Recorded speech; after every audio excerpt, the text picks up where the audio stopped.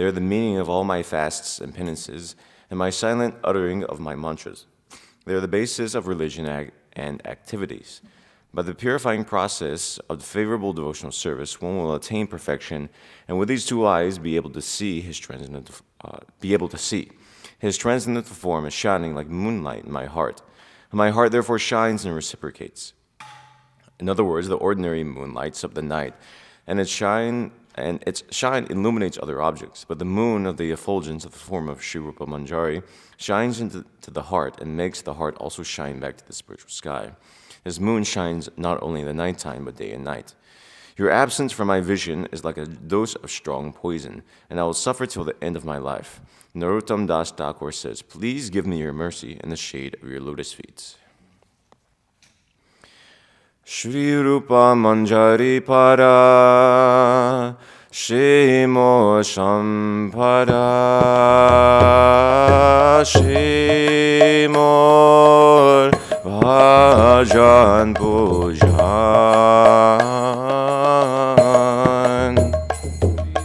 Shri Rupa Manjari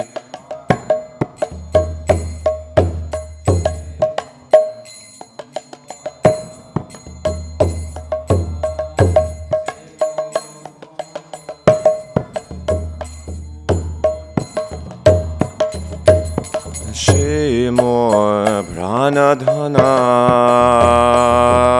Shemor Abharan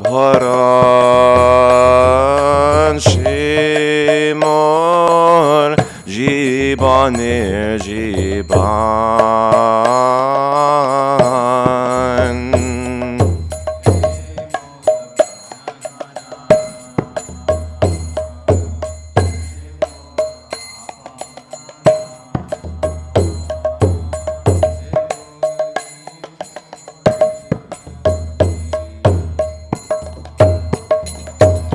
Shemor Rashanidhi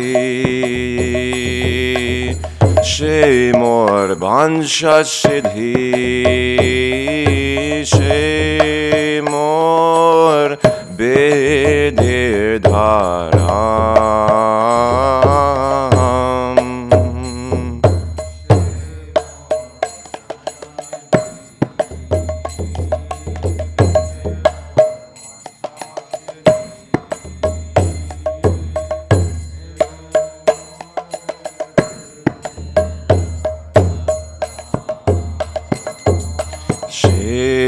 Shebrad Shetap Shemor Mantra Jap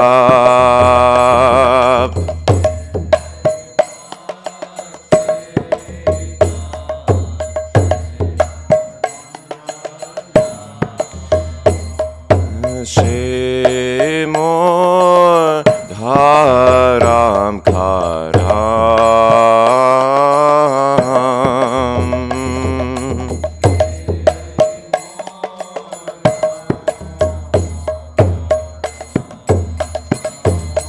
Anukula Habe Bidhi Shepadi Hoi Bishidhi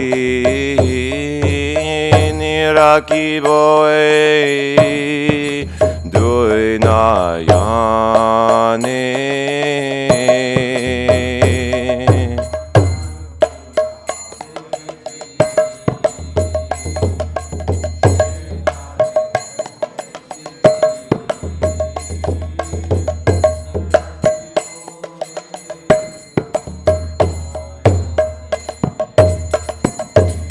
Shri Rupa Madhuri Rashi Prankola Balya Shashi Prafulita Habinishi Dine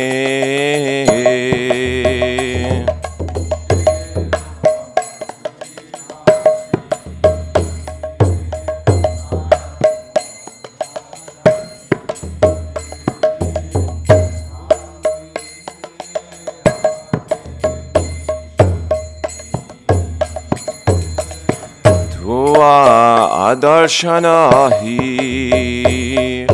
Gorole jarolo dehi chiro dino tapito jivan.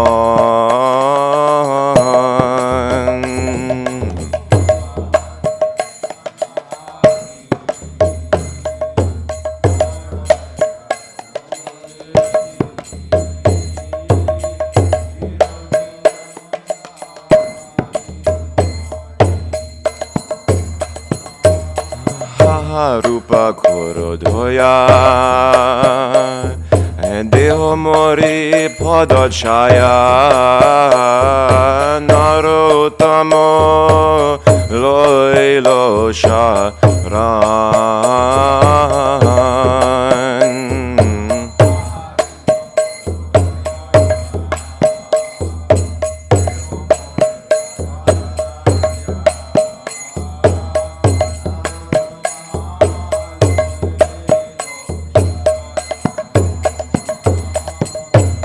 Narottamo Loilo Sharan.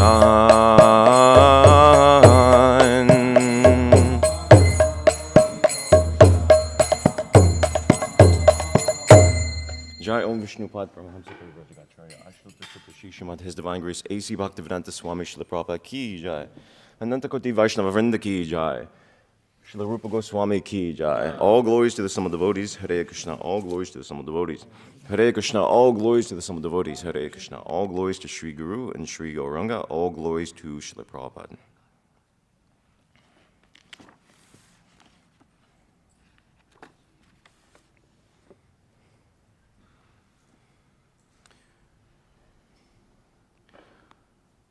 Om Agyanatimirandasya Gananjana Shalakya Chakshuru Unmilitam Yena Tasmai Shri Gurave Namaha Shri Chaitanya Manobhishtam Stapitam Nina Bhutale Swayam Rupa Gada Mariam Tadati Swapadantikam Vandeham Shri Guru Shri Taparakamalam Shri Gurun Vaishnavamshcha Shri Rupam Sagarjatam Sahagana Raganatam Vitam Tam Jajivam Sadvaitam Savadutam Parijana Sahitam Krishna Chaitanya Devam Shri Radha Krishna Padan Sahagana Lalita Shri Vishakan Vitamscha.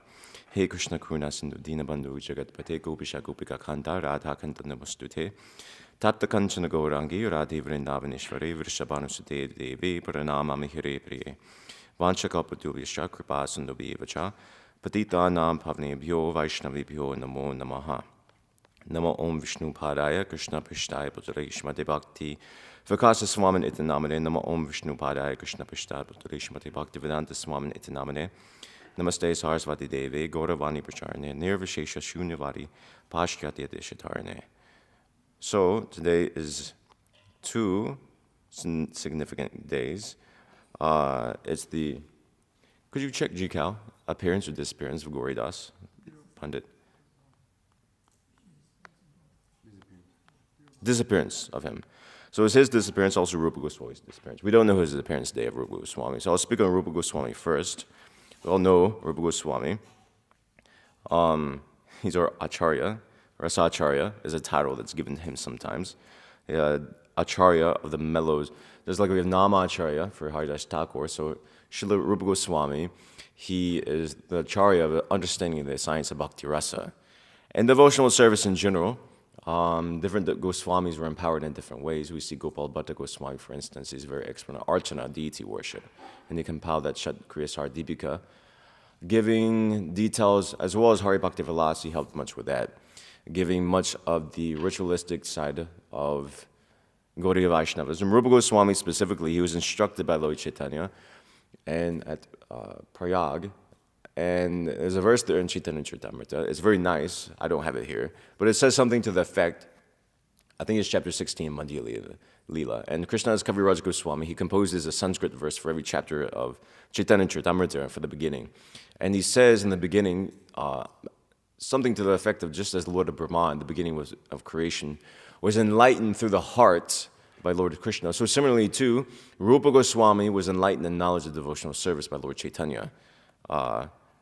So, Rupa Goswami is very significant. We pray to him, Sri Chaitanya Manobhishtam, that he's established, Stapitam Yena Bhutali, Swayam Rupa Gadahikmayam, Dadati Svapadantikam.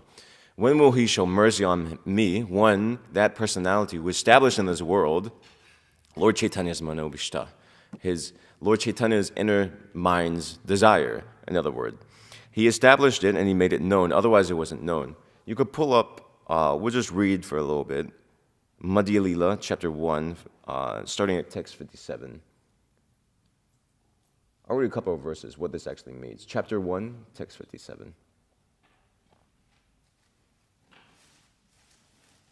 Obviously, Rupa Goswami wrote books, and that way he established Lord Chaitanya's mission in this world. That's like undoubtable. I'll just read the English for these things.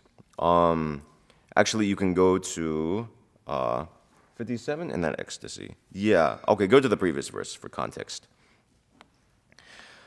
And I'll just sort of like read through this section. This is from Chaitanya Charitamrita. This is when Lord Chaitanya is at Puri, Jagannath Puri. He would go in the Puri temple and he would dance before an ecstasy before Lord Jagannath, and this is a description of what was going on there. Lord Chaitanya Mahaprabhu used to sing this song, Sheta Purananat, especially during the latter part of the day, and he would think, let me take Krishna and go back to Vrindavan. This ecstasy was always filling his heart. In that ecstasy, Sri Chaitanya Mahaprabhu recited a verse when dancing in front of Lord Jagannath. Almost no one could understand the meaning of that verse. It's a very nice Sanskrit verse, I won't recite. It's very poetic. The translation is also very beautiful, actually. That very personality who stole away my heart during my youth is now again my master. These are the same moonlit nights of the month of Chaitra. The same fragrance of the malati flowers is there, and the same sweet breezes are blowing for the Kadamba forest. In our intimate relationship, I am also the same lover, yet still my mind is not happy here. I am eager to go back to that place on the bank of the Reva under the Vetasi tree. That is my desire. So nobody could understand what Lord Chaitanya was talking about. Of course, now we understand because Rupa Goswami revealed this. We'll get to that a little bit later. But he will recite this verse, and anyway, I'll just keep reading. This verse appears to be the hankering between some ordinary boy and girl, but its actual deep meaning was known only to Swarup Damodar. By chance, because he's the second form of Lord Chaitanya, by chance, one year Rupa Goswami was also present there. Although the meaning of the verse was known only to Swarup Damodar, Rupa Goswami, after hearing from Sri Chaitanya Mahaprabhu, immediately composed another verse that described the meaning of the original verse. After composing this verse, Rupa Goswami wrote it on a palm leaf and put it on the roof of the thatched house in which he was living. After composing this verse and putting it on the roof of his house, Srila Rupa Goswami went to bathe in the sea. In the meantime, Lord Chaitanya Mahaprabhu went to his hut to meet him. To avoid turmoil, little side point, three great personalities, Haridas Thakur, Srila Rupa Goswami, and Srila Sanatana Goswami, did not enter the temple of Jagannath. Although Rupa Goswami and Sanatana Goswami, they're from South Indian Brahmana families, they didn't enter because they had been associating with Muslims being in the government, the Qazis, the government then in Bengal at the time. So they had considered themselves as having fallen from that position. That's why they didn't enter. And Haridas Thakur, obviously, he was born in a Muslim family, so that's also why they're. Even though they could have gotten away with it, actually. Presumably, I don't know, maybe word had gone around about Rupa Goswami, Sanatana Goswami, but they're obviously, from what you can tell, actually, particularly in India, you can tell usually just by the color of somebody's skin, their own varna, whether they're Brahmana or Shudra, etc. like that. So, but out of humility, they observe the etiquette, and Srila Prabhupada explains that in the. It's true. It's true, actually. They observe that etiquette, Srila Prabhupada explains in the purport. So anyway, that's a side point. But so every day, next verse, Sri Chaitanya Mahaprabhu used to see the Upapala Bhoga ceremony at the temple of Jagannath. And after seeing this, he used to go visit these three great personalities on his way to his residence. Srila Prabhupada comments in this purport that or maybe elsewhere, you don't have to read from it, but he says that even though these three personalities didn't get the darshan of Lord Jagannath, they still got Lord Jagannath's darshan. Because Lord Chaitanya, Jagannath himself, as Lord Chaitanya, was coming himself to see these three personalities, whereas others, they would go to the Jagannath temple for the darshan of Jagannath, but Jagannath, as Lord Chaitanya, was coming to see these three personalities. So yeah, they weren't bereft of Krishna's darshan. If one of these three was not present, he will meet the others. This was his regular practice. When Sri Chaitanya Mahaprabhu went to the residence of Srila Rupa Goswami, he accidentally saw the palm leaf on the roof. They will write on palm leaves then. And thus he read the verse composed by him. After reading the verse, Sri Chaitanya Mahaprabhu went into an ecstatic mood. While he was in that state, Srila Rupa Goswami came and immediately fell down on the floor like a rod. Rupa Goswami fell like a rod. When he fell like a rod, Sri Chaitanya Mahaprabhu got up and gave him a slap.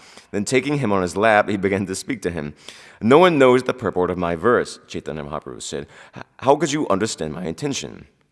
Saying this, Lord Chaitanya Mahaprabhu bestowed various benedictions upon Rupa Goswami, and taking the verse, he later showed it to Swarup Goswami, Damodar Goswami. Having shown the verse to Swarup Damodar with great wonder, Chaitanya Mahaprabhu asked him how Rupa Goswami could understand the intentions of his mind. Swarup Damodar replied, "If Rupa Goswami can understand your mind and intentions, he must have your lordship's special benediction." The Lord said, "I was so pleased with Rupa Goswami that I embraced him and bestowed upon him all necessary potencies for preaching the bhakti cult. I accept Srila Rupa Goswami as quite fit to understand the confidential mellows of devotional service, rasa, bhakti rasa, and I recommend that you explain devotional service to him further." Krishna Kaviraj Goswami, he says, "I'll describe these incidents elaborately later, and I've only given a brief reference," and then he gives the verse that Rupa Goswami composed. This is a verse spoken by Srimati Radharani, written by Rupa Goswami. The next verse. Also in Sanskrit, in the same meter that Lord Chaitanya recites, he's written in the same meter. And the translation is as follows: "My dear friend, now I have met my very old and dear friend Krishna on this field of Kurukshetra. I am the same Radharani, and now we are meeting together. It is very pleasant, but still I would like to go to the bank of the Yamuna beneath the trees of the forest there. I wish to hear the vibration of his sweet flute playing the fifth note within that forest of Vrindavan." And then Krishna Kaviraj Goswami explains the verse. But Rupa Goswami revealed this, that Lord Chaitanya, this understanding we have, we sort of like take for granted, I guess, that Lord Chaitanya is Krishna himself come in the mood of Radharani to taste separation, to taste that mellow of separation, love of Krishna and separation from him. And specifically here, how he's seeing Krishna, when he's seeing Jagannath, he's seeing him, but he's seeing him in the mood of Radharani, in the same mood that Radharani saw Krishna on the battlefield of Kurukshetra, and that same longing to take him back to Vrindavan. So these things were revealed by Rupa Goswami. Lord Chaitanya's inner mood was revealed by Rupa Goswami. He understood it. One, he just the fact he understood it. Otherwise, nobody understood it, other than Swarup Damodar Goswami. He understood it how, was mentioned earlier, because he had Lord Chaitanya's special mercy upon him. Otherwise, it was impossible for him to understand. And out of his own mercy, he propagated that knowledge, and he committed that knowledge to writing, and many different books. Of course, amongst the devotees there, too, Chaitanya Charitamrita, for instance, we have this understanding in Chaitanya Charitamrita because of Rupa Goswami. And then, so he revealed Lord Chaitanya's inner feelings. And then he committed that to so many different books. Lord Chaitanya empowered him to propagate the science of devotional service, as we read. He wrote so many books, notable for us, Bhakti Rasamrita Sindhu we have is Nectar Devotion. BBT is supposed to put out the translation of it soon, which is very relevant for us. It gives the basic principles of devotional service and also describes the science of rasa and the later divisions of the ocean. The Eastern division talks about the first part, which we have. It talks about sadhana bhakti, etc., like that, up to prema. And then the later divisions, it gives the science of rasa, which is very complicated, actually. Rasa is also there. The idea of rasa is there even within mundane drama, at least within Vedic literature. And you have, I forget his name, there's one author, he's very prominent. He wrote some rasa shastra on the science of drama, how there's different rasas that the audience can experience. So Rupa Goswami took this, and he, in the same mood, he explained devotional service according to the same principle, giving the actual understanding. I won't go into so much detail. It's a little complicated. It's a little dry in terms of like describing how it's understood through drama. But just, yeah, the same moods that are there, dasya, rasa, shanta rasa, etc., like that. Rupa Goswami explains in detail, and he explains how these rasas are manifested, what composes, it's quite amazing, actually, if you think of what rasa is. Rasa itself is that sort of like feeling you get or that taste you experience by a performance or drama or just anything, basically. And Rupa Goswami, he tells what it's actually composed of. Sthai bhav is the main element, then Vyabhichari bhava, Anubhavas, etc. like that. It gets very technical. I won't explain that. So all of that is there in Bhakti Rasamrita Sindhu, which Srila Bhaktisiddhanta Saraswati Thakur recommended Srila Prabhupada especially to study. It's given many other books, Ujjvala Nilamani, which is like a sequel, I guess you could say, to Bhakti Rasamrita Sindhu on a high level, detailing prema. Prema is dealt with in brief in the Bhakti Rasamrita Sindhu, but Ujjvala Nilamani talks about the different gradations of prema, and also those devotees who are situated in prema, specifically the gopis. Then there's other things he's written, poetic works, Stavamala, we have that, different works from that. Padyavali, he's written that. He's not necessarily written, he's compiled that. There's a compilation of verses, many important verses. Hamsadutta, different, and other works, Vidagdha Madhava, he's also compiled. Lalita Madhava, he's compiled. Works describing Krishna's pastimes, both in Vrindavan and also outside of Vrindavan. He's compiled philosophical works, Laghu Bhagavatamrita, not only just on the science of rasa, but also giving philosophical explanations as to why Krishna is the Supreme Personality of Godhead, as a follow-up to his brother, Sanatana Goswami's Brihad Bhagavatamrita. And Upadeshamrita also we have in the form of Nectar and Instruction, 11 essential verses, giving the science of devotional service. There's many other books he's written as well. He's a very expert poet. He was renowned for his poetry. Lord Chaitanya appreciated his poetry especially.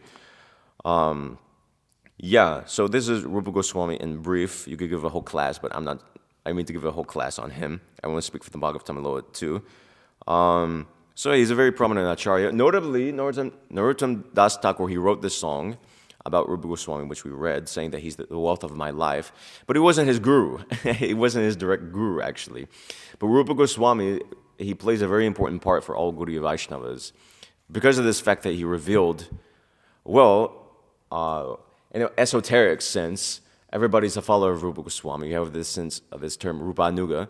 We're all followers of Rupa Goswami, who in the spiritual world is Rupa Manjari, who Gaudiya Vaishnavas generally aspire to serve the lotus feet of, as Narottam Das Thakur was talking about. So he had devotion for his own guru, Lokanath Goswami. Also, simultaneously, he had a special feeling for Rupa Goswami, as do all Gaudiya Vaishnavas. So this is Rupa Goswami in brief. Then Gauridas Pandit. I'll read a little bit from Chaitanya Charitamrita, from Srila Prabhupada's explanation of him. You could pull up Adi Lila, chapter 11, text number 26.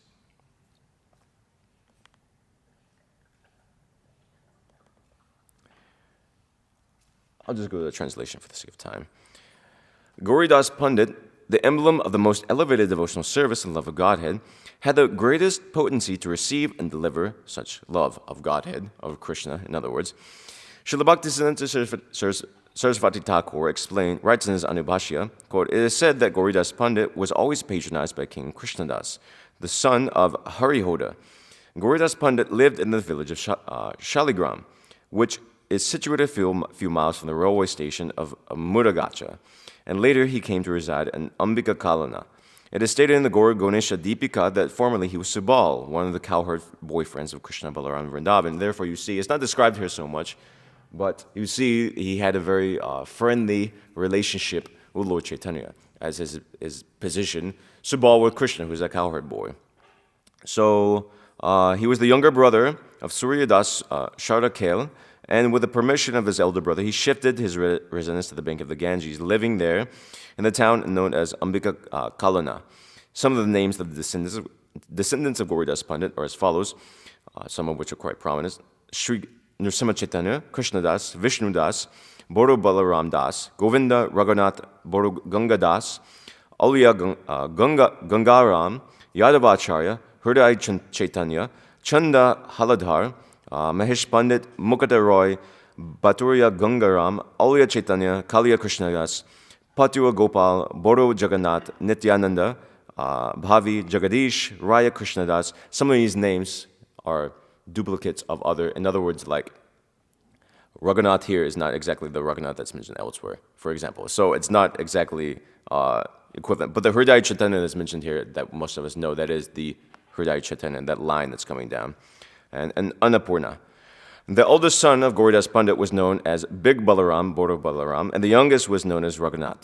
The sons of Raghunath were Mahesh Pandit and Govinda. Gauridas Pandit's daughter was known as Annapurna. The village of Ambika Kalana, which is situated just across the river Ganges from Shantipur, is 2 miles east of the Kalana Kota railway station on the Eastern Railway. In Ambika Kalana, there is a temple constructed by the Zamadar of Budwan. In front of the temple, there's a big tamarind tree, and it is said that Gauridas Pandit and Lord Chaitanya Mahaprabhu met underneath this tree. The place where this village, where the temple is situated, is known as Ambika because it is in the area of Kalana. The village is known as Ambika Kalana. It is said that a copy of the Bhagavad Gita was written by Sri Chaitanya Mahaprabhu, written by Lord Chaitanya, which still exists in this temple. Some other details that are not given here about Gauridas Pandit. He received the first deities of Gaur Nitai, carved by Lord Chaitanya himself. And my memory is a little hazy on the story, but it goes something like this. Lord Chaitanya, he carved these deities for Gauridas Pandit, and he said, these are non-different from me. You can worship them, etc., like that. And then Gauridas said, well, if they're non-different from you, they should go out and preach. And then what happened, so Nityananda was also there. So Lord Chaitanya and Nityananda, they got on the altar in place of the deities, and the deities walked out of the house. And so Lord Chaitanya, and then then they swapped places, then they got off the altar, and then he called for the deities to come back like that. But so Lord Chaitanya personally showed that these deities that he carved are non-different from him, literally. And there's other pastimes with the deities. Notably, we heard some time ago, some devotee narrated the story on the appearance of Hridaya Chaitanya, how he had the deities were hidden within the deities were hidden within his own heart. So there's that pastime there with Gauridas Pandit there as well. So that's one. Gauridas Pandit is known for his devotion towards those deities, and there's different stories there as well. So these are these two exalted personalities, Rupa Goswami and Gauridas Pandit. I'll speak from the Bhagavatam now, from 2 verses. You can pull up Bhagavatam 3:12. The person tomorrow, Chandanacharya, who's supposed to give on these 2, so I'll just take these 2 verses because they're quite short. And also, he also spoke on this topic of leaders anyway, so I'll just steal these verses from him. Starts at 32.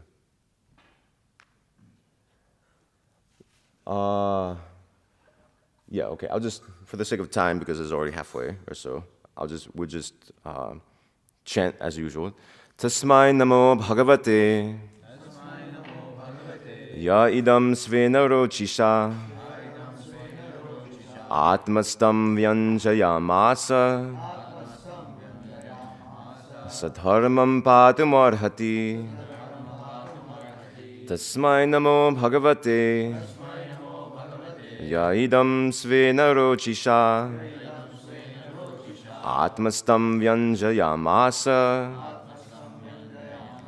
Swadharmam patumarhati. Please chant. Tasmai namo bhagavate Edam svena rochisha Atmastam vyanjana masa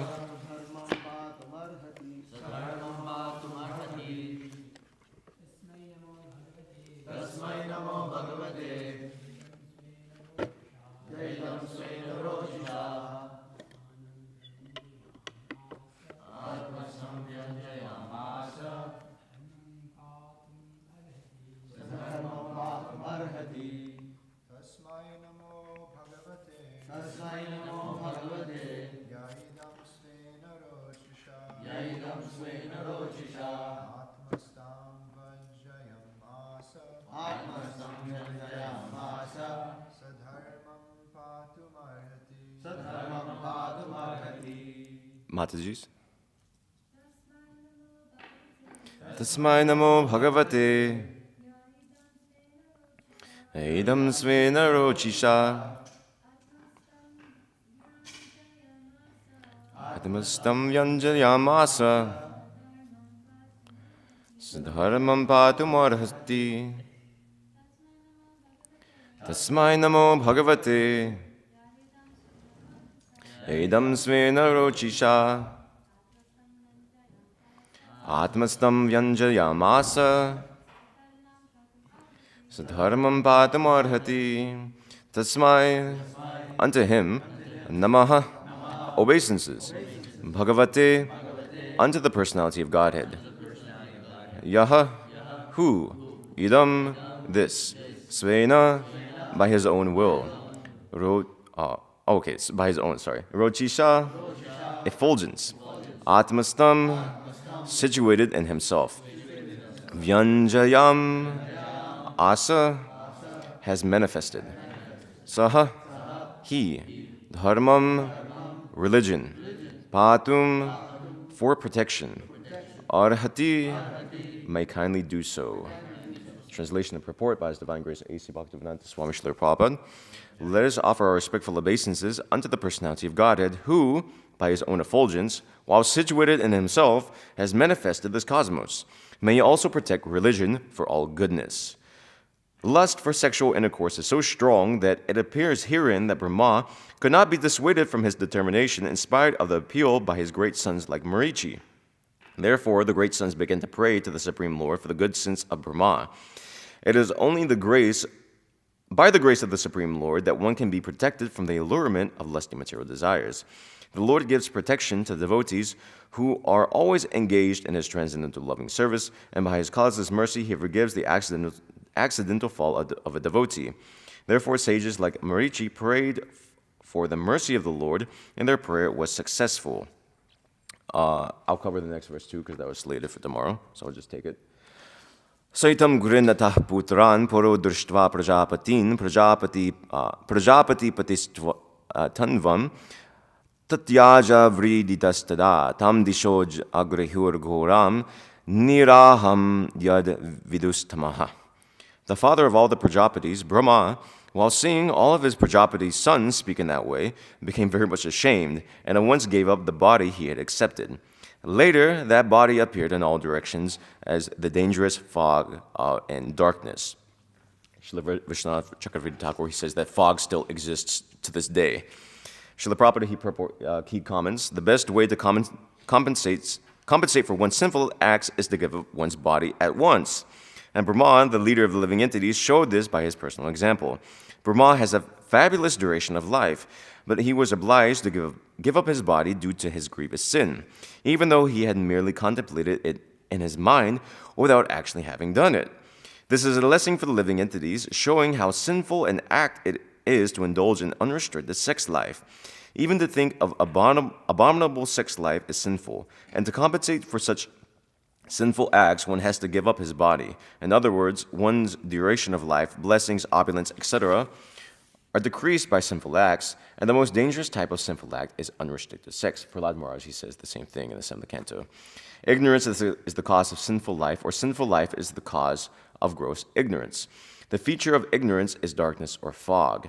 Darkness or fog still covers the whole universe, and the sun is the only counteracting principle. One who takes shelter of the Lord, the perpetual light, has no fear of being annihilated in the darkness of fog or ignorance.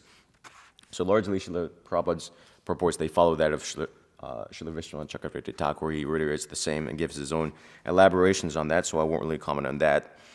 So the situation here, as we've been hearing, so Brahma, he's wanting to join sexually with his daughter, and his sons see this. They're very surprised at his behavior, because he's supposed to be the ruler of the universe, and their father, and he says here, where's that here? Maybe a previous verse, Jagadguru. Yeah, he's Jagadguru. Literally, he's Jagadguru. He's the guru of the whole universe, but he's chasing after his own daughter. So it's quite amazing. And his sons, so he's supposed to be a leader. They're having a problem with the leader. And so his sons, very sensibly, they understand this, and they approach him in a very reconciling mood. With good logic, you see, previously, they give evidence, actually. They say, even though you're the most powerful being, this act doesn't suit your character because your character is followed for the spiritual improvement by the people in general. Yad achariti shreshtas tad tad evitaro janaha. Elsewhere in the Bhagavatam, or in Gita we have this, in the Bhagavatam, so Krishna says this, The Vishnu Dutas, they say the same thing to the Yamadutas. Yad yad acharati shreyan, itaras tad ihate. The difference is only what they say there, this itaras, it means that how a leader behaves, those who are under the leader also behave like that. It's a natural thing. So, if Brahma was to be implicated with his daughter, and he sets the standards for that as how he acts, practically he sets dharma, he sets codes of dharma by his behavior. Of course, he can violate dharma too, but people look to Brahma for his spiritual character. So if he was to commit such an act, you can imagine how it would look for everybody. What to speak of his own sons, the whole universe would be conscious of an act, and it's still conscious of it, although not the whole universe. We have it recorded in the Bhagavatam for eternity, such an act. So, and they approach Brahma, as we heard in previous verses, in a proper mood, with a proper respect and proper etiquette. They say, "Oh, my dear father, this act isn't befitting you. Why? No other Brahma did this, nor have you ever done this before, and any other kalpas. Why are you doing this now? It was never done before." It's a typical Vedic argument, arguing from looking what was done in the past and saying, well, this wasn't done in the past, so why is it being done now? We have the example of previous great authorities in the past, the character of their behavior, they didn't act in such a way. They could have taken it in a different direction, but they're being very respectful toward their father. How is it that you want to have sex with your daughter? It cannot control your desire. And so Srila Prabhupada writes here that so then they pray to Krishna, they pray to Bhagavan. It's a little funny how it comes, actually, if you just read the translations of the section. They're talking to Brahma, and then suddenly they cite this verse, Tasmai Namo Bhagavate, and they start offering prayers to the Supreme Lord. Because they know that even, as Prabhupada explains here, even Brahma, without the mercy, because we're dealing with sex desire. Sex desire can't be overcome by one's own just will. Even Brahma, had he accepted their advice, he's dealing with sex desire. He's become overcome by sex desire.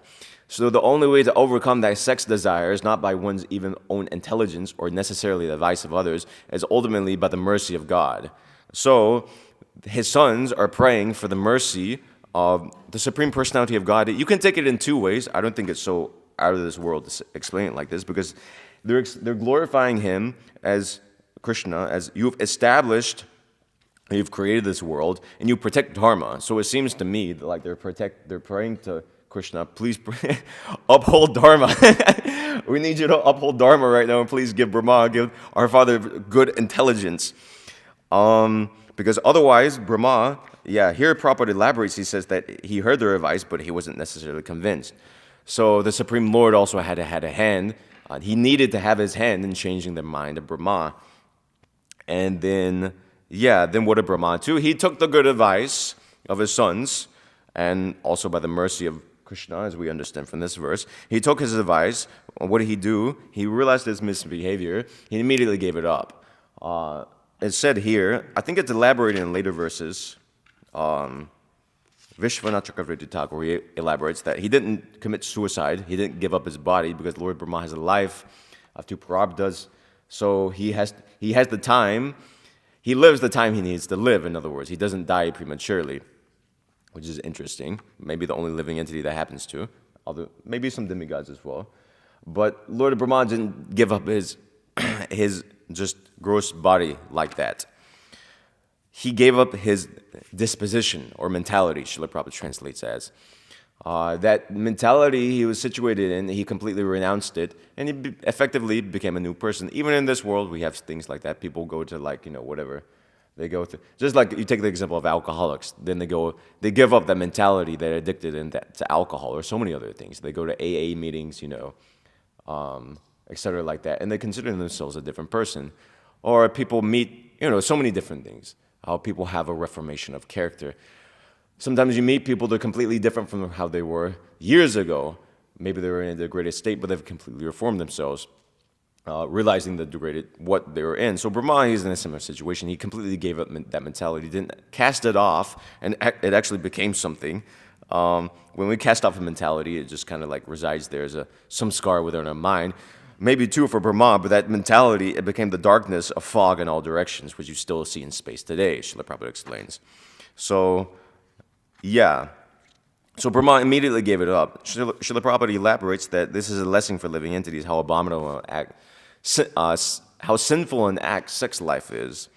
And yeah, Brahma is showing you a good example here, as he should. He showed a bad example, and now, immediately, he's understood that something went amiss, and immediately he rectified his character, and he showed a good example.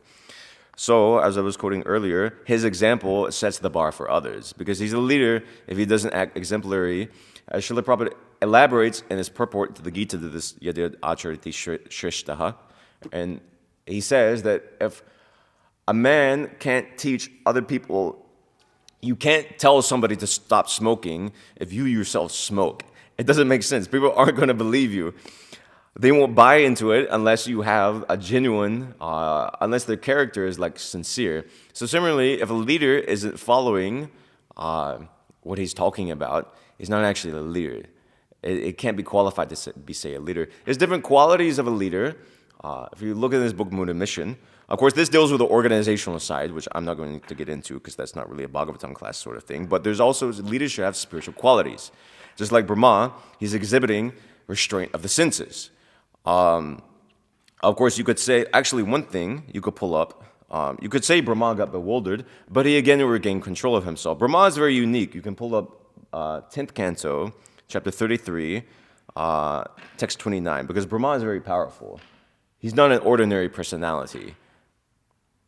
Shukadeva Goswami speaking this, Dharma Vyati Kramo Drishta Ishvaranam Sahasam Tejiyasam Nadoshaya Vahne Sarva Bhujoyata. Shukadeva Goswami said, the status of powerful controllers is not harmed by any apparently audacious transgression of morality we may see in them, for they are just like fire which devours everything fed into it or remains unpolluted. So Brahma, he apparently transgressed ordinary morality. But his status was such, he's such a great personality, he consumed it like fire, and it didn't affect his character. I mean, Brahma is the head of our Sampradaya even today. But later, the BBT commentators, they explain that Shukadeva Goswami makes it clear if we try to imitate such great personalities ruling the universe, the result will be catastrophic. So, Brahma was able to rectify himself because ultimately he was able to get his senses back under control. He is a very powerful personality. A lot of tejas is there. We don't have so much tejas. So, it's very important that all devotees actually are very cautious in so many different things, but particularly those who are leading others need to be very careful because what they do, it sets an example for others, even unconsciously. So even if one doesn't necessarily have a leadership position, of course there's the organizational leadership, but even the sons of Brahma, Marichi, for example, he was the oldest son. Brahma is ruling the universe. Marichi is just a sage, Angir, etc., like that. But even if they were to deviate, just by dint of their own position, they're very exalted personalities, that would still cause havoc in society. So similarly too, even if one doesn't have necessarily some sort of like official position, just by the dint, even one having been in devotional service for some years, or taking the role of instructing others, even if informally so, if his character isn't exemplary, that has, his character should be exemplary, otherwise it can cause chaotic situations. So yeah, leaders, formally or informally, should be exemplary, as Brahma is trying to be. Typically, they should be brahmanas, particularly within devotional society. And outside society, typically there's all kinds of leaders. Even among Shudras, you have leaders of Shudras. Even among outcasts in society, with the Vedic society, there's leaders among them. Every group, even among dogs, there's leaders. But typically, and within social society, Kshatriyas are typically the rulers, but actually the Brahmanas are on top, ultimately. And within our own devotional society, typically the leaders should be Brahmanas, if not formally so, at least have the qualities of Brahmanas in the sense of they should be able to restrain their senses. They shouldn't become unduly angry. It's not that they're forbidden from becoming angry, but it's not that a leader just loses his temper over this thing this, that, etc., like that. It looks very bad. Leaders should be tolerant. He should be compassionate. He should be very knowledgeable. And that knowledge, he should have knowledge of Shastra, be able to teach it to others, and also apply it within his own life. And by that knowledge of Shastra, he gets so many other things comes from that. For example, sense control, understanding why anger needs to be restricted, for example. Yeah, so many other things in that book. Mood and mission, different qualities are listed there. To be expert, a leader must know what he's doing. He should be knowledgeable, he should be strong, both spiritually and also materially, as explained there. Means he shouldn't be, just like, whatever. You can look at that book for like explanations. I don't have the quotes, but especially spiritually, he should be strong. He shouldn't be weak in character. And strength specifically means good sadhana.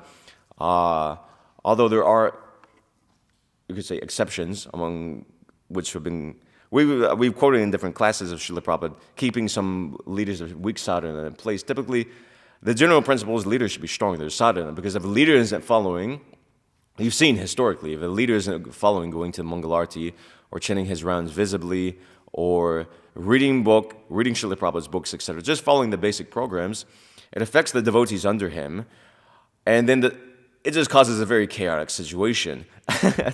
People look to that character, and you see, at least in, I was thinking about this morning, actually. I went to some temple years ago before I had joined this temple, and Mangalarti was there. I was thinking about this during japa for some reason, and nobody went to Mangalarti. The temple president didn't go. The leaders of that temple weren't going, and pretty much nobody went. Like 1 or 2 brahmacharis were going to Mangalarti, and like consequently, I was thinking, well, okay, Mangalarti is sort of like an optional thing, It's like kind of like an extra thing that, only like whatever, like if you're really like fired up about it, you can go to. But actually, as a basic principle of spiritual life, to attend the Mangalarti, particularly for those who are living in the temple, is very important. With those who are living within Krishna's house, they should go and greet Krishna in the morning when he wakes up. It's very important. But if the leaders are not doing so, it gives a very bad impression. There's so many misconceptions then flourish in that sort of sub-society that's going on there. So it's very important for a leader, particularly to set devotional standards in terms of like so many things. Sadhana, seeing that he takes only Krishna Prasad, he chants quality rounds, he's reading the books, basic principles of devotional, exhibiting taste for devotional service, being ideal in character all around. Of course, we all have our faults. I'm not saying that a leader has to necessarily be perfect, but we should at least aspire or try to be ideal for those who assume the position. And most importantly, above all, is to lead by example. If a leader is not doing what he says, nobody will follow him. It's just like Brahma, had he chased after his daughter, how could he instruct the living entities don't engage in illicit sex life had he done so himself? Who would have listened to him? It doesn't make sense. If a leader is not following what he teaches, one particular successful thing that Srila Prabhupada had is that many of his own disciples remarked that what he taught was not different from what he did.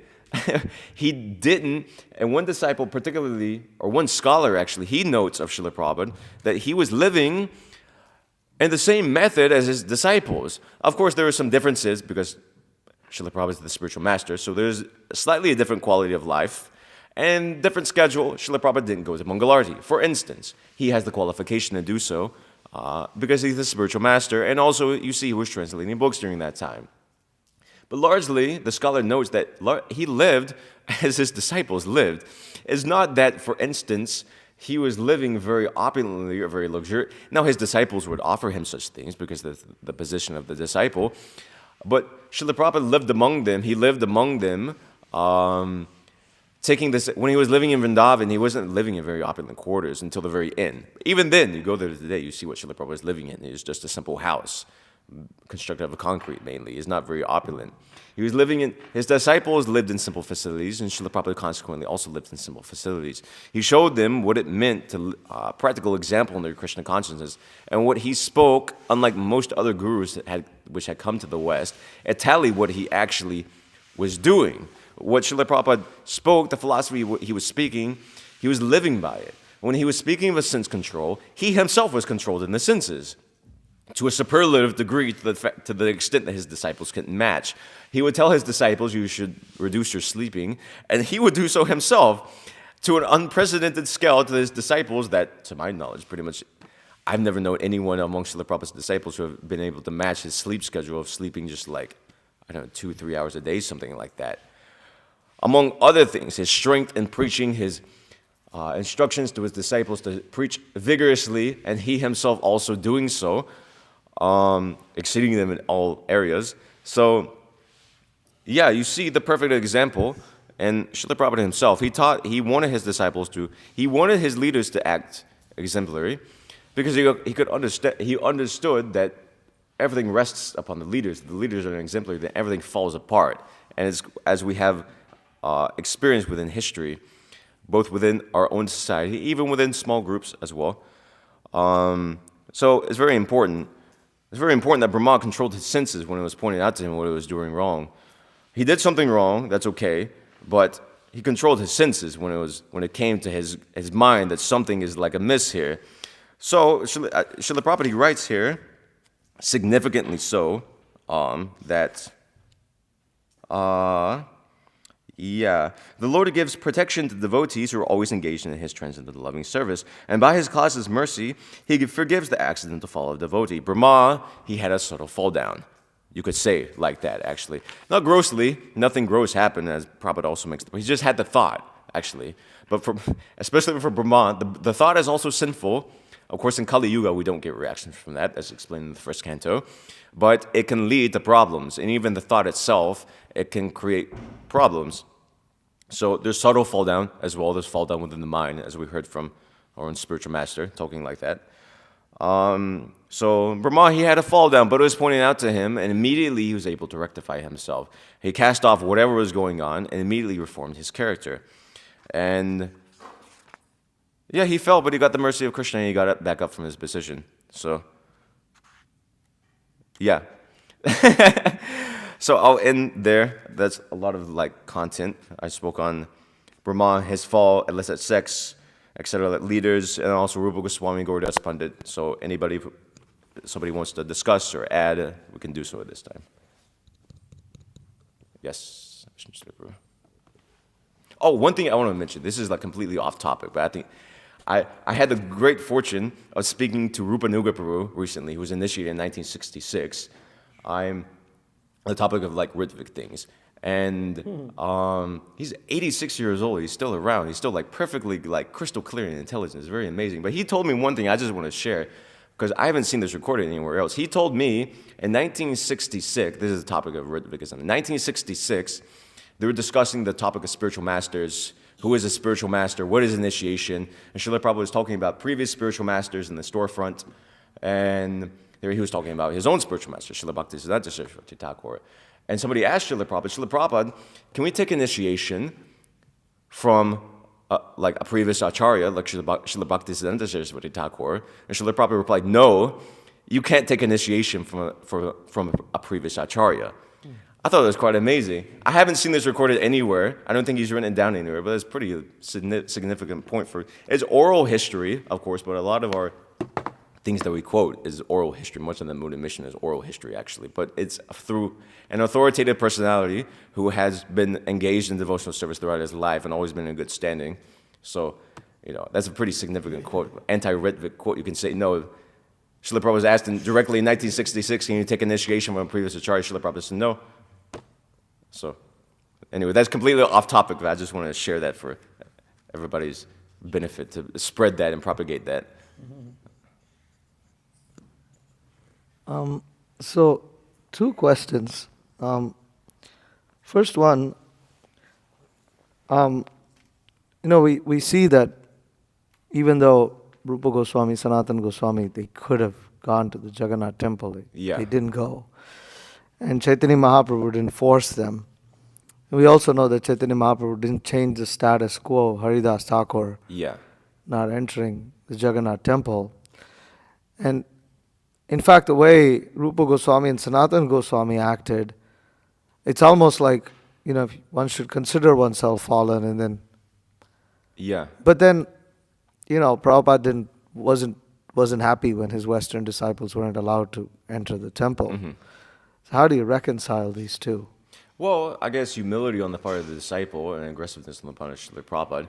I mean, Srila Prabhupada himself, he could have gone in the temple, but he didn't. He never went in that temple, actually, after coming to the West. And he specifically, I don't know if he went to Puri. His godbrother, Jagannath Prabhu, had invited him to come to Puri to like start a temple there or something, or maybe like lecture at the Gaudiya Math that was there. But Srila Prabhupada wrote a letter to him, I think it's called a Muda mission, saying like, no, I'm not going to go there until like they open they allow my disciples in the temple. Basically, it's like he was boycotting it himself.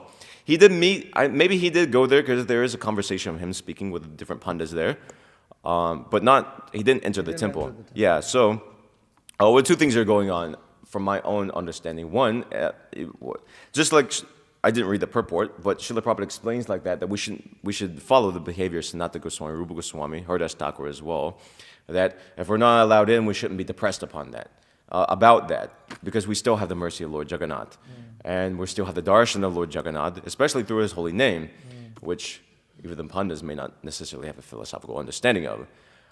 So it's not just seeing Jagannath as all in all, I'm making the point. So that's one thing. At the same time, it doesn't make sense for somebody who's devoted their life to Krishna consciousness to be denied. Srila Prabhupada says this in that conversation with the pandas, that like, why? Oh, it's a famous conversation. It's Jagannath, not Oriyanath. He says to them, it doesn't make sense. And then, he says, Jagannath will leave the temple if you continue this policy. So it's pretty heavy, actually.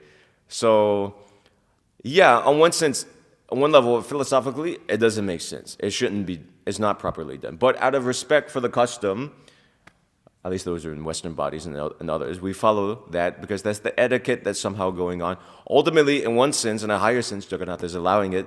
Jagannath could immediately change it, and he may change it in some point in time, but he's accepting that right now, and that's the system. So we don't breach etiquette like that. If that's the etiquette there, that's how the temple is being run. We don't try to but at the same time, for the understanding is there. Yeah, you could see it's better too for Indians to make protest against that rather than the Westerners. If the Westerners make a protest against that, then it can give a bad impression, I think, also too, where it's more substantial. It's just like how Westerners criticize Western society is very substantial for the Indians, actually. Whereas if an Indian does it, then it's kind of like, it looks like he's biased a little bit. So that's another sort of sub-factor. It doesn't mean it's right what they're doing, but that's another thought. Yeah, good points. Now, on this topic of feeling remorseful, reformation, being redeemed, so there's the act of feeling ashamed and being remorseful, but that's questioned, whether that's, especially when it's people in leadership, but even if it's not, if somebody's had a troublesome history or something, then it's questioned. Yeah.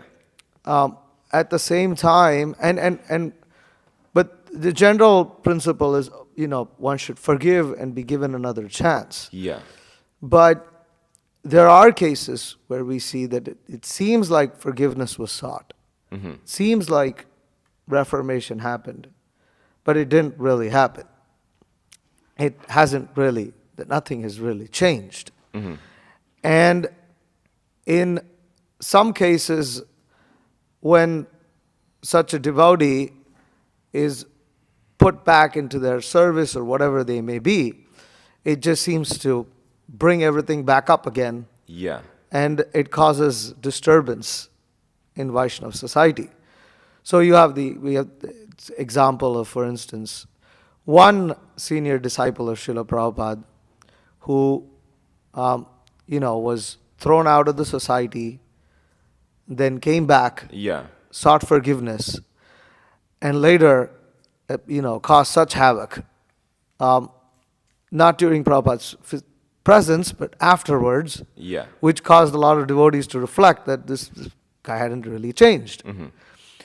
But on the other hand, we also see how, it's wrong. For instance, like Guru Maharaj speaks about this, that sometimes the Child Protection Office goes after devotees who haven't done anything in years and would not allow them to do any service practically. But then the argument is, well, see what kind of havoc it causes. And so this seems to be because how do you judge? I mean, the sincerity of a person is something very difficult to judge. Yeah. It's a very difficult thing to judge if somebody is actually having something hidden.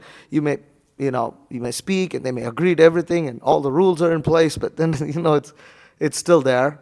But at the same time, there could be genuine transformation, and so how do we understand this? Yeah. Well, how do you deal with this? You actually, can't understand another person's mind unless you're Rupa Goswami like Lord Chaitanya, and you have the Supreme Lord's mercy. Prabhupada also could understand people's minds. That's also related, presumably through the mercy of Krishna. But we don't have that capacity, unfortunately, most of us. So even with Prabhupada, it's argued by some devotees that was a mistake. Although we can't see Prabhupada as having done a mistake. Prabhupada was also, anyway, I don't want to get into that specific case, because Prabhupada did bless him to go back to Godhead. That's recorded. Yeah. And even if you discount that, because one devotee may have recounted that, Prabhupada was undoubtedly pleased with him, at least during the time that was going on. Now he made pretty severe, severe is like an understatement. But Prabhupada wasn't around when things started going awry. That's one thing. One thing, when you're speaking that, what was coming to my mind is that you can't really... Somebody's sincerity can be judged to some extent. You can sort of feel somebody's insincere to some extent. Of course, some people can put on a show too. That's also another thing. Presumably in Krishna consciousness, we have the good faith. If somebody's surrendering their lives, they're not putting on a show. Because, if you want to put on a show, there's so many other things in the material world to enjoy. If you want to have material enjoyment, ultimately, if you want to be insincere in Krishna consciousness, is what it boils down to. You could just enjoy elsewhere, on a much higher level actually than Krishna consciousness. Otherwise, here you can't have sex, you can't eat meat, you can't gamble, you can't even go to the movies. There's so many things you can't do in Krishna consciousness. So there's some good basic implicit faith of some how do you say that? Some understanding that, okay, this person is taking these austerities, so there's some level of sincerity there, otherwise they wouldn't be here in the first place. Now, in regards to, so there's the benefit of the doubt, we say, that we have that good faith. Now, speaking of people later there's issues. Well, I would argue this isn't necessarily from Shastra or anything. Of course, I'm not trying to speak like that, but just from practical experience, if somebody has had an issue, say somebody is, and they again indulge in that issue, take the same case, right? Because the same thing happened. Yeah. He was pushed in 1967. He was pushing the same thing that he started pushing later. Yeah. The same thing cropped up again. Yeah. Of course, the devotees didn't know that at the time. They were ignorant because those letters weren't there. Maybe some knew it, but largely those who were in that temple, that storefront, they're dispersed all around the world at that point, or they were in leadership, and there's also politics going on. But the main point is that which arose before, also the same thing cropped up later. So if the same issue starts cropping up and it's not checked, or if that, of course, that even may be unconsciously so. Sometimes it may not be intentional. But if the same issue is again arising, then it should be in other words, pointed out and say hey, this is this same thing is going on. Otherwise, what happened in that case, that issue wasn't pointed out, or maybe even, presumably it was pointed out. I don't think devotees are so dumb, even visiting devotees to that area, that nothing was said at any point in time. Presumably it was, but nothing was done. That's the thing. Again, it was pointed out, but nothing was done. Ultimately, something was done, but yeah. So Brahmasons did something. They pointed it out, and then, of course, that didn't happen there. But I'm not trying to draw such a parallel. But you see, for the example of King Vena, they also pointed out that Vena was acting in a horrible manner, adharmically, and then he didn't want to change, and so they just killed him. Of course, this is a different situation, but you see the example, they didn't want to deal with the situation because they could see this person is not going to change. He's of an atheistic mentality. The best thing for everybody is just to get this idiot out of here. It's the best for him because he's sending himself to hell further and further into the deepest regions of the hell, and also is horrible for the society. So, but they gave him a chance. They approached him and was like, my dear sir, please, etc. like this. They spoke sweet words, and then when Vena didn't speak sweet words, they got far out with him. So, anyway, succinctly, it seems like a chance, my I don't want to say understanding, my like personal like feeling, because it is like a feeling thing in terms of different people have different approaches. Just like somebody gets burned, if you get burned once by some people they just never, they don't touch it again. Some people are a little more forgiving. It depends on the circumstance and the individual, but yeah, it's good to forgive. Srila Prabhupada is forgiving, typically. Even in that case, I mean, heck, like he did pretty like crazy stuff. Even back in 1967, Srila Prabhupada forgave him, amazingly. So even, I mean, heck, if you take the example of Srila Bhaktisiddhanta, that manager who was embezzling funds for himself, and it was known to Srila Bhaktisiddhanta Saraswati Thakur, and his disciples approached Srila Bhaktisiddhanta saying, this man is embezzling funds from the temple. And Srila Prabhupada, I mean, well, I guess, yeah, Srila Prabhupada, Srila Bhaktisiddhanta, he was upset at the disciples. Why are you criticizing him? He's doing so much work. If I had to hire a paid man, it will cost me so much more. You just let him be in that position. So that's quite amazing, actually. But it seems to be like there's a tendency towards forgiveness. Even Krishna tends to forgive. Not unlimitedly. In one sense, Krishna does unlimitedly so, but he also lets people slip if they so want to slip at the same time. So there's a limit like that. Yeah, you want to add something like that?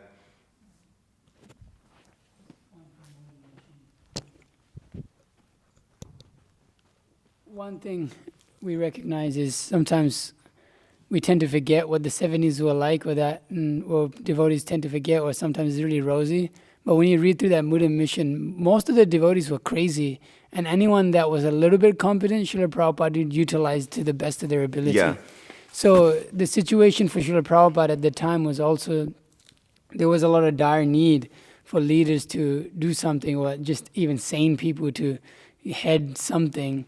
So that point is made throughout the book in those areas where Srila Prabhupada, he just did with what he had, and he just, anybody that was even a little bit competent, he would just engage them. Okay, whatever, go on, we'll figure it out as it goes. So the situation seemed to be like that also. And so in cases of devotees like, Kirtanananda Maharaj in that time, it seemed that, Srila Prabhupada may not have had like a whole bunch of leaders. All right, I have all these like qualified men, and okay, I'll choose you. It was like, all right, I don't have any qualified men. Let me take this and put him back on and see what happens, because that's the best option we have. And so Srila Prabhupada would often say that in Guru Maharaj quotes that most of my disciples are crazy, what can I do? Mm-hmm. So there is that aspect of that, Srila Prabhupada just taking a risk fact, because you see how, Srila Prabhupada's, such an intelligent personality, he was just doing everything. So sometimes it seems like, how is it that a general manager would even make like a mistake when somebody does such a terrible thing? But then you look at the dire need of the movement and what it required. So devotees can look at it as a mistake, but we can also see that it was actually Srila Prabhupada just engaging and doing, this is the best we can do right now, and going on with it. And yeah, there was like problems, but I'm sure there was a lot of other things that came out of it that were also positive. It wasn't like all negative. As Guru Maharaj said that too, it wasn't all negative. There is things that came out of that, and we can't neglect that. That Kirtan Maharaj, he did do things that were really beneficial for Srila Prabhupada's movement. So to say it was all bad, I think is also, it takes the other position. A little controversial, but it's true. That place is still there today. So many people visit at New Vrindavan. Otherwise, it would never be established there. It's true. Just taking it from a level-headed point of view I know there's so many things that went on there, but, otherwise it would be, Srila Prabhupada gave that position for a reason, and we can't see all of it. But if you kind of take that, okay, all right, no emotional view, it did do a lot. That New Vrindavan, and even like yesterday we called this couple, and they're like, yeah, we've been to New Vrindavan. There's some connection of Krishna consciousness. Mm-hmm. They went and saw Krishna. They got prasadam. So that credit has to be given. It's not that everything is discredited. So Srila Prabhupada, he put that person in position with the best, and do best what you can, and it did do a lot. Mm-hmm. To this day, that place is, how many thousands of people visit that place every year? Thousands of people, and it's 49, I think it's like number 49 on the U.S. list for tourism. 42? 20 now. It's 20. That's ridiculous, In the U.S., it's so many people come from all over the world to visit so many places, and that's become a tirtha for people to go to now. So, you can look at it from different perspective. This one's a little more controversial one, but it's true. I mean, there's a lot of benefit, and people are getting a lot of benefit out of it. So, the best use of a bad bargain. Yeah, it's true. There's another paragraph in the Buddha mission. Maharaj writes that Maharaj writes, although little known nowadays and not recorded in any of the biographies, it was common during Srila Prabhupada's time that many of his leaders were at each other's throats. His leaders were strong-headed men constantly at each other's throats, and that tendency, it trickled down through the whole society. And Srila Prabhupada, he basically kept them from murdering each other. Sometimes literally so, actually. And actually, it's true. So yeah, but if you look, for example, another thing that's coming to my mind, time is running short, but there's a party of sannyasis who were infamous. They were quite hated, actually, during Srila Prabhupada's time, particularly the women. Even today, they have bad feelings towards those two people. They're still around. At least one of them is in nice standing. The other is kind of gone off a little bit. But they were super heavy. They kind of fried out brahmacharis under them. They worked them day and night. And they got ISKCON banned from Japan effectively. But hey, they built that Krishna Balaram temple, basically. So it's you could say okay, so there were some faults in their character, but it's I mean, heck, that temple is there. You go to that temple today, it's oh my God, it's miraculous. So many people go there every single day. And it's all through the efforts of that. So it's good mixed with bad. It's a mixed bag. Unfortunately, we're conditioned souls, so our Krishna consciousness is sometimes a mixed bag of good and also bad. Sometimes Krishna conscious and sometimes abominable. Unfortunately, it can get to that level.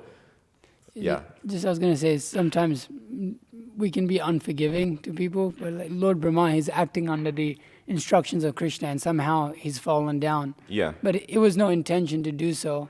But this happened, but then he rectified himself. That's also true. So it's that people forget that actually that in certain circumstances we get carried away with certain things in our life, but we are trying to act under the spiritual master or Krishna, and devotees, and it may happen to us. For some reason, everybody thinks, "Oh, I wouldn't have done it like that." You don't know, the position and the situation and all of these things. So there's a need in our society to have some. Hey, and the Buddha mission does that so nicely, It really gives you an all-round perspective of these difficulties and situations, and Srila Prabhupada, what he did. Mataji's, any questions? Yes, there's one.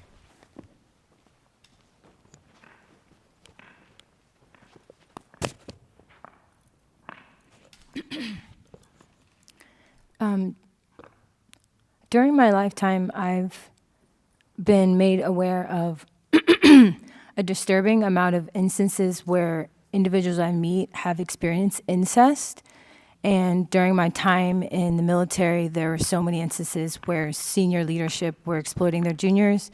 And even in my time in practicing devotional life, there are seniors who exploit newcomers, both men and female alike. And I'm just wondering, with the theme of these few verses, how do we inspire and encourage these individuals to simultaneously take up the understanding of accepting these circumstances that they've been brought into through the nice point that Prabhupada makes in 10.14.8, that these experiences that we're experiencing, they're a curative medicine to curtail our enjoying spirit, while also imbibing this mood of having respect. I mean, even in the Bhagavad Gita, it says our mother and fathers are our superiors. So I know a lot of people that experience incest from those personalities, their mother and father. So how to inspire them to simultaneously have both of those things so they don't go away from devotional practice or become atheists or so forth. Yeah, sometimes it's hard. Sometimes, especially if what the person has gone through is quite heavy,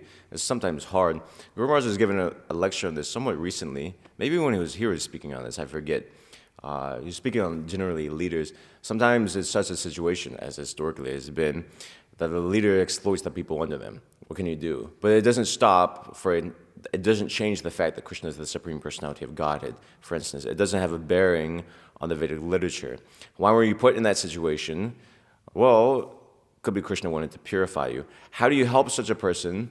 Well, maybe not necessarily even by explaining that, at least directly. Could be. It depends. Case by case basis is kind of like a question like that.